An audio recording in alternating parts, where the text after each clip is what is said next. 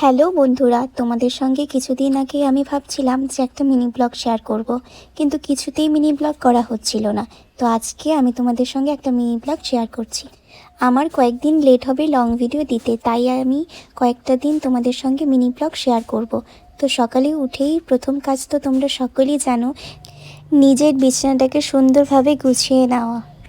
জানো তো বন্ধুরা, আজকে সকালবেলা যখন আমি ইউটিউবে যাই, আমি দেখতে পারি যে আমার চ্যানেলে 100 সাবস্ক্রাইব হয়ে গেছে। আমি তো অনেক খুশি সেটা দেখে। তোমাদের সঙ্গে গল্প করতে করতে এদিকে আমার বিছানা কমপ্লিট হয়ে গেছে গুছানো। তারপরে মুখ টুক ধুয়ে আমি খেতে বসলাম। খেয়ে দিয়ে তারপর এইদিকে সবজি কেটে দিচ্ছি, মাকে রান্না করবে।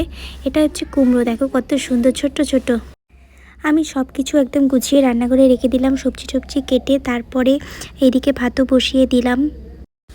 তারপর মা রান্না করতে গেল, আমি এদিকে কাজ করছিলাম। বাবাকে এই যে ধানের আটিগুলো দিয়ে